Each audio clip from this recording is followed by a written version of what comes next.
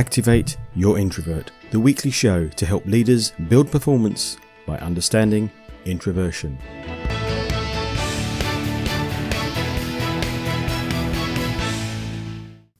In this week's show, Introvert Myth of the Week. Introversion is about not liking people. Tip of the week. Remote working might not deliver everything introverts, or extroverts for that matter, need. A discussion with Kevin McCarney. Kevin owns and runs a chain of restaurants in the US. He is also the author of a new book, Big Brain, Little Brain. And finally, question of the week. How can I make Zoom meetings more fun and yet not make the introverts cringe? You can't have failed to notice the Olympics recently, either as an escape from the news, which is all about the pandemic, or as well as the pandemic news. What struck me last week was the growing push for people to return to the office. But as strongly as I believe in the benefits of remote or home working for introverts and extroverts, there is also a problem. It's why introverts need the office as much as they need remote working. Virtual working can damage business and people, especially the introverts. There, I've said it. One of the people espousing the issues relating to remote working was Rishi Sunak, the UK's Chancellor. He said people, especially young people, will miss out if they don't return to the office. To be honest, I saw this initially as a government drive to prevent remote working and force everybody back into the office after, in inverted commas, the pandemic. Then I read some of his words and agreed with them. He said, I doubt I would have had those strong relationships if I were doing my summer internship or my first bit of career over Teams and Zoom. And you know what? That is the point, isn't it? It's about relationships. And I think he's right, especially for introverts. Seemingly digressing for a moment to talk about 18 months of virtual networking during the pandemic. Now, networking is all about relationships. Many small business owners visit networking events to develop business relationships and sales. Some say introverts are no good at networking and extroverts are much better. I don't agree, which is why I wrote my book, Ninja Networking. But when the pandemic began, all the networking events went online. 18 months later, I am going to confess to you now live that while I believe in virtual events, I don't find them as rewarding. But then, about 65% of business owners I've asked would all agree. So what's going wrong? Why are virtual events not as beneficial? Asking more questions revealed that most introverts found virtual meetings easier than face-to-face. Most introverts were able to deepen relationships in virtual networking with people they already knew. Many introverts found the quality of new relationships lower than when they used to meet face-to-face. Many years ago, before virtual events were common, the first piece of work I did for my MBA was a paper on the effectiveness of online versus offline working and the relationships that went with it. The main conclusion, and this was in the 90s before hybrid working or Zoom even existed, was that if a team got to know each other, they could work well together using remote working, and this could benefit the quieter team members. However, this was only valid for a team that already knew each other. In other words, the relationship between them had started by meeting each other in person. And isn't that pretty similar to what Rishi Sunak said? For an introvert, the benefit of working at home, or not often in the office, can include less distractions, which means more effective thinking in detail, more focus time, not losing vital people energy, less issues trying to communicate ideas, and being better able to use the introvert's superpowers, such as listening. However, the development of relationships and team bonds are reduced. This means others in the team will understand the introverts less well. And it's often not that good when we're all in the office, let's be honest. And introverts will also miss out on developing as many connections. We do need to find a way to engender better communications to allow relationships to develop at work with the longer term benefits and knowledge transfer. I'd love to know your thoughts. as I know this is not only an introvert thing, but it is especially important to introverts.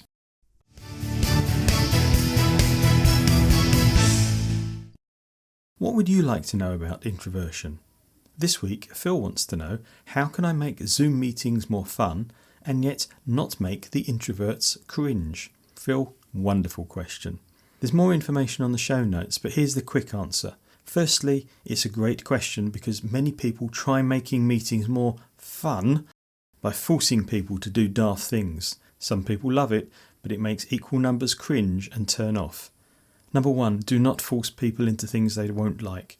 If you don't know, ask before the meeting. Number 2, don't let fun become the objective. It firstly needs to be a good meeting. Number 3, 3 words. Pick a subject. Last week, the company, home life, anything, and get everybody to share 3 words to give their answer on that subject. You could even anonymise this with a tool like Mentimeter.com, and you can have some fun. End up with a word cloud, and nobody has to feel difficult. Number 4, rename yourself. Announce this the day before the meeting. Encourage people to change their Zoom screen name. Yes, actually change it, not just say it, to a favourite sports star, cartoon character, TV star, etc. The first 5 minutes of the meeting are for each person to say what they like about that star. For the rest of the meeting, call them that name. So yes, they're simple ideas to change the feeling of the meeting, but normal meeting rules must work. Otherwise, the meeting won't. Read Running Meetings That Make Things Happen if you want more ideas. What question would you like answered on the show? I'd love to have you on the show and answer your question about introversion. Go to activateyourintrovert.co.uk where there's a box for you to ask your question. But now, it's time to chat with Kevin McCarney, author of Big Brain, Little Brain.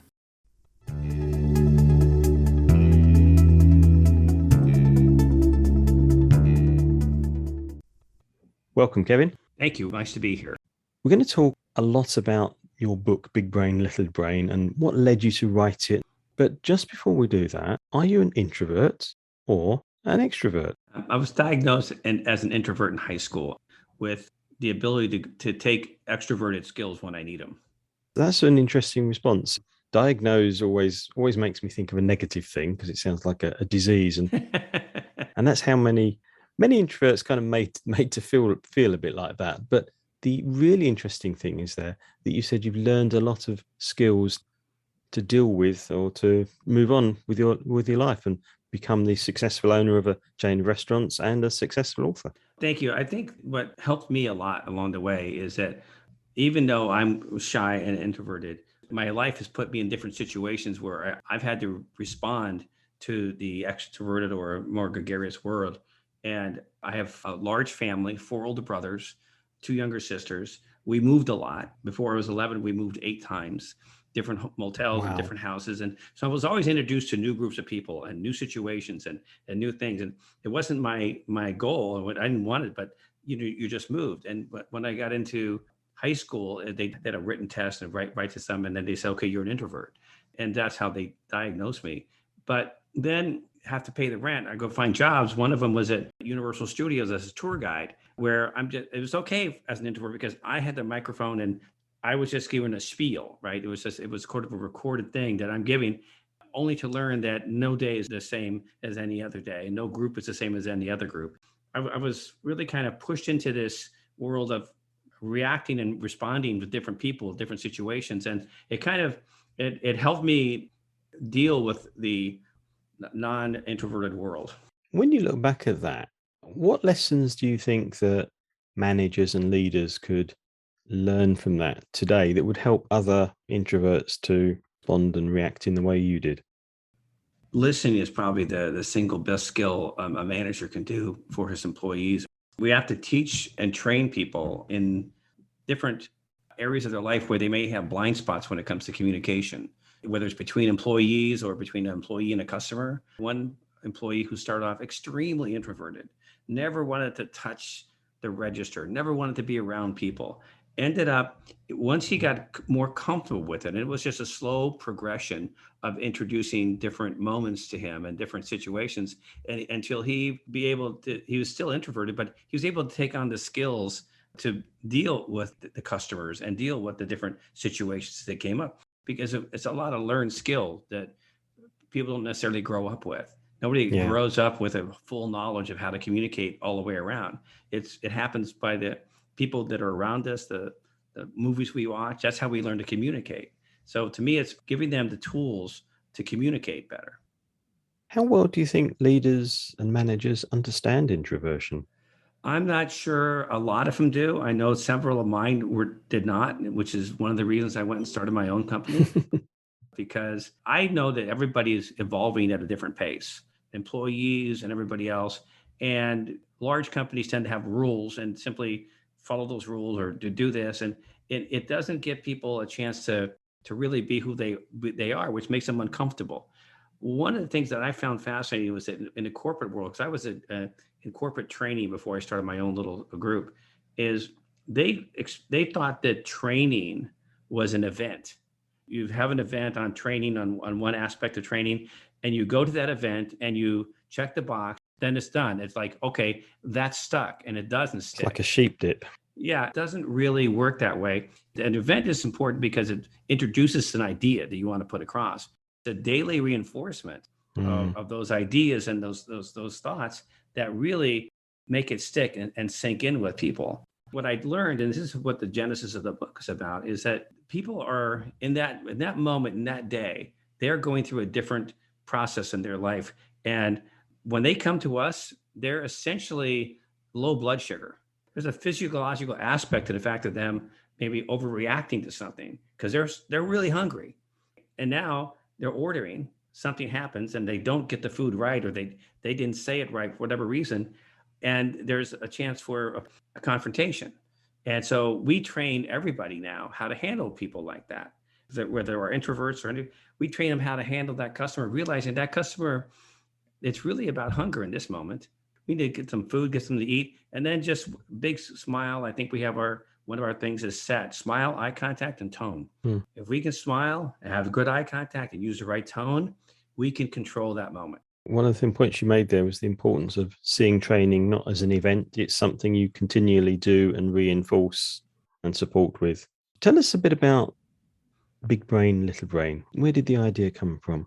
I have been taking notes all my life on this. I would watch the different reactions people would have when I went into the restaurant business and I started having to train people. There was a pattern that showed up. People reacting or overreacting to certain situations, and other patterns where people more knowledgeable or just more patient, they just responded. It was a different tone of voice and it was a different way they communicated. And so I took all that information, and when I was developing the concept of the book, I wanted to distill the very complicated world of what's happening in our brains into something so simple that people could use in everyday life.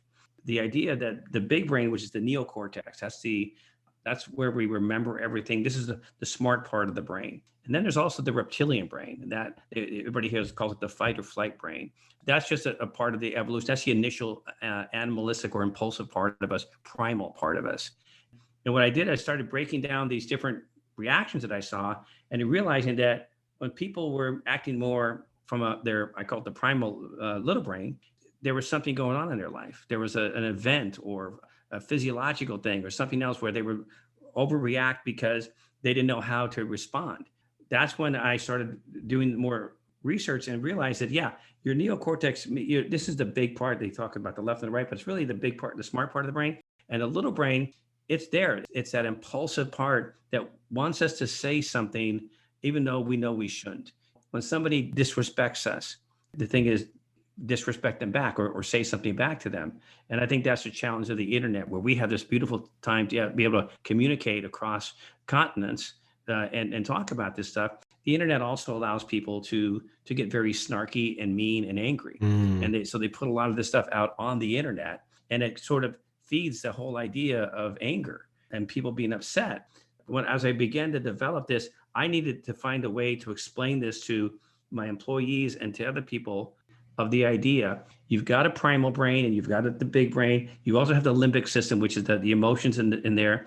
But I only briefly talk about that in the book, because emotions are a different level of complication. But for communication, the idea is have your big brain control your little brain. That's its job, is to control the little brain. Little brain's going to keep your heart going, but it's also going to, situation where you feel threatened, little brain's going to try to snap back. Is that the difference where it's reacting and responding? Yes, that's correct. That's exactly it. And there's a difference in the psychological world. They talk about that a lot. And I think that it really does come down to having the tools to know if you're under pressure or in a moment, having the tools what to do when you are under pressure. And because in that moment, that's when things go wrong. That's when people overreact. They say something they shouldn't have, and it creates a negative ripple effect. Name calling, things like that, little things that get in our way are annoyances. Somebody cuts us off in traffic. That's your little brain like, I've got to get back at them. Absolutely. And that's the worst thing we can possibly do, is to think that our vehicle, this 2,000-pound vehicle with the gas in it, is a device to get back at somebody for being a bad driver. So where road rage comes in, little brain's taking over. So how do we stop the little brain? How do we switch it off? One of the things we discuss is, so we created this concept of neutral, is that when you're under pressure, go to neutral. But it's not just count to 10 or take a deep breath, because that doesn't, what are you doing? You've got to give a direction. So the idea is when we're under pressure and something's going to happen, somebody cuts us off, you go to neutral. And in neutral, we give people a couple of different tools in there and tell them to come up with a neutral word that helps them deal with that moment. And I think everybody has their own neutral word inherently. They just don't know it's a tool necessarily. But I give a bunch of more neutral words in the book that people can use as tools. And I think that it really is about having that mnemonic assistant that can say, go to your big brain right now. Somebody cuts you off, go to your big brain. You're in a movie theater and somebody starts talking. And this is where little brain wants to take over and put out a very loud shh. And we want to do that. And in today's world, it's a little bit different. People are more quick to be confrontational. And so how do we get out of that? And it's not about hiding or running away or anything. It's just about what's the proper response here. To put yourself into neutral so you can work out the proper response. That's the whole idea, because the idea is avoid the confrontation. Do you find that introverts and extroverts deal with these things differently, or is it you've not noticed that at all in your research? We don't deal with extroverts and introverts specifically, but we deal with the traits of each one of those. I mentioned before, the traits for the big brain is to be in control and to be genuine and listen and use a good tone of voice. That's much more probably introverted in a lot of ways, where an extrovert might not even think about it. Oh, I know how to handle this. I'll just get louder. I'll just talk louder and that'll do it. And it doesn't work. We know that loudness is just a false sense of security or false sense of power. That might be a great time then to ask for a quick tip for an introvert to improve communications. I think for introverts, the best thing we can do is develop our own neutral words, our own neutral skills. Can you give us one or two quick neutral words, just so listeners get the example? Sure. Okay is one of mine. Interesting. The most important component of the neutral word is the tone that it's used in. You can say okay, like I just did, or you can say okay. Is the neutral word something you use out loud, or is it something you say to yourself to put you in the right space? Depending upon the moment, I say use it out loud, but in a non-confrontational tone of voice. Those little phrases that they're tools to use when we're under pressure like that. And as an introvert growing up, I was constantly under pressure, constantly, needing to find some way to not go into that full extroverted thing where I'm going to fight back. And a tip for an extrovert to improve their communications? Extroverts really need to learn how to listen. And it's not just active listening. We call out in the book about authentic listening, because it's one thing to listen and wait for a pause so you can continue your monologue. And it's another thing to listen and really try to visualize what the person is saying.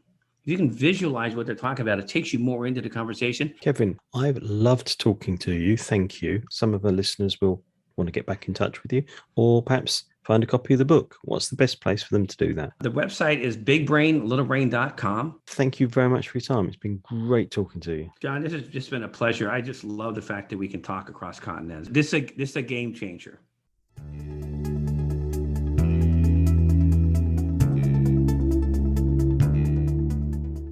And now it's time for Introvert Myth of the Week. Those crazy stories that I hear and you hear that some people actually believe.